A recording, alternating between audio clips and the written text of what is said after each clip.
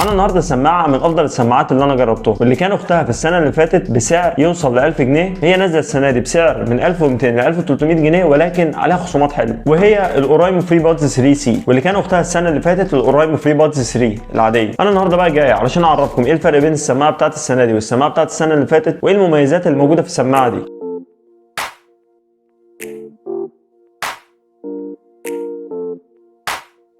عندنا السماعه اتضاف لها الهيفي بيز، وكمان عندنا السماعه بقت موجوده على الابلكيشن بتاعهم، وكمان السماعه بتقدر تتوصل بجهازين في نفس الوقت، تقدر توصلها على الموبايل وعلى اللابتوب في نفس الوقت، وكمان عندنا تطوير واضح جدا في المايك، بدل مايكين السنه اللي فاتت في السماعه بقوا 4 مايكات، وكمان عندنا بطاريه الكيس بقت بتوصل ل 36 ساعه، وطبعا في الباكج انت عندك ضمان 365 يوم من شركه اورايمو في مصر. بينا بقى نفتح الباكج.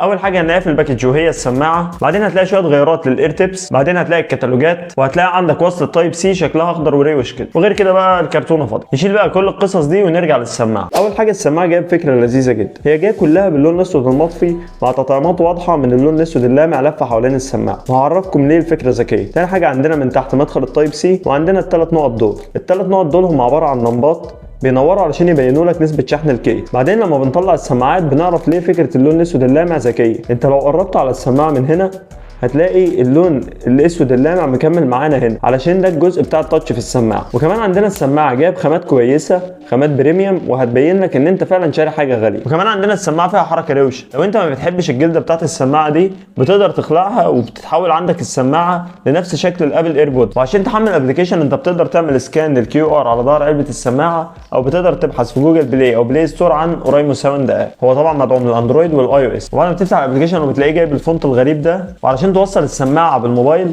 بتضغط على اد ديفايس، وبعدين بتفتح علبه السماعه وبتستنى لما يقرا السماعه. بعد ما بتلاقي السماعه بتضغط عليها وبتستنى علشان تعمل بي، وبكده بتلاقي السماعه اشتغلت عندك على الابلكيشن. ولما بتعمل كونكشن بالابلكيشن بيقدر يظهر لك نسبه شحن السماعات ونسبه شحن الكيس. وكمان من جوه الابلكيشن انت بتلاقي عندك الايكولايزر، وكمان بتلاقي عندك تخصيص للزراير بتاعه السماعه، وكمان بتلاقي عندك الجيم مود اللي لما بتفعله بيوصل لك الصوت من غير اي تاخير ومن غير اي ديلي في الجيم، وكمان بتقدر من خلاله تشوف لو في اي ابديت نازل للسماعه. تعال بقى نجرب السماعه ونشوف موضوع الهيفي بيز ده. وعندك كمان تقدر تشيل الجلده دي، لكن انا بحبها علشان هي بتوضح الصوت وبتعزلك شويه عن الصوت الخارجي. تا تا تا تا تا تا.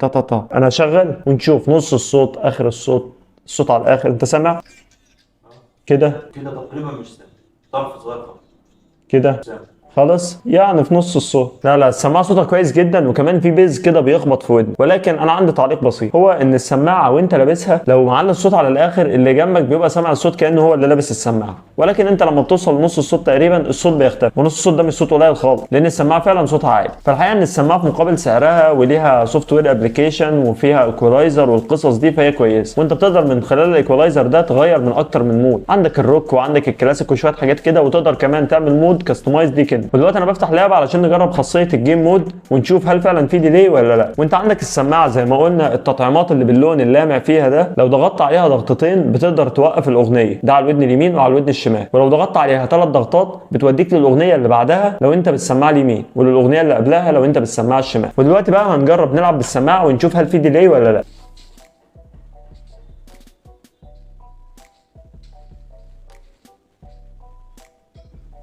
لما جربت السماعه في الجيمنج مود قبل ما اشغل الجيم مود كان عندنا تاخير بسيط شويه في الصوت، ولكن بعد ما شغلت الجيم مود ما كانش فيه اي تاخير ولو لحظه واحده بس، كان الصوت كانك مشغل سماعه بسلك عاديه. الحقيقه السماعه من ناحيه الصوتيات انا اديها تقريبا 9 من 10، عشان موضوع الصوت اللي بيخرج بره ده بالنسبه لي مشكله. نيجي بقى لاهم اختبار وهو صوت المايك. من اللي ساعد السماعه دي انها تنتشر السنه اللي فاتت كانت جوده صوت المايك، وصوت عزل ممتاز وجوده للصوت، وكان في شغل يعني. تعالوا بقى نسجل الصوت من جوه السماعه ونشوف جوده الصوت. دلوقتي الصوت من جوه السماعه، وهنجرب السماعه وصوت المايك بعد ما زاد المايك وبقى 4 مايكات، وكمان نعمل صوت زحمه حواليا وهنبقى نجربها.